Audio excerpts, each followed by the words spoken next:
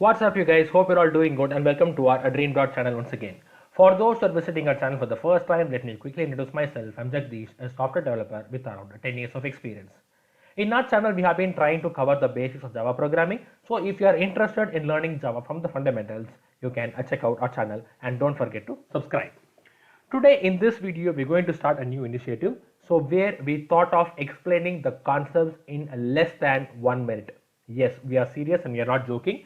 So we thought of explaining the concept in less than 1 minute, and today we are going to talk about a concept called as comments in Java. So now I have already created a class and we have a timer on the right hand side. As soon as we begin the concept, we will start in the timer. Let's talk about comments in Java.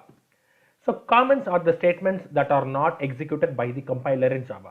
Normally, we write comments to throw some additional information about those statements and if we don't want a statement to get executed. Basically, there are three types of comments available in Java: a single line comment, a multi-line comment, and a Java doc comment.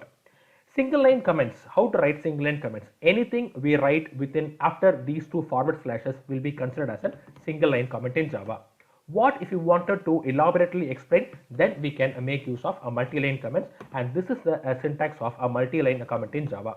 So whatever you write line after the line within this particular syntax will be treated as a multi-line comment in Java. And there is one other comment called as the Java doc comments, which will give some additional information about a method or a class, and this is the syntax of the Java doc comment. This will not even tell about information about the method, but at the same time it will even talk about the input arguments and the return type of that particular method. Bingo! Hope you found this video informative as well as it was very challenging to explain it in less than 1 minute. If you really like this video, give this video a thumbs up and consider subscribing and post your comments in the comment section. We will try to post with more exciting videos soon. Thank you.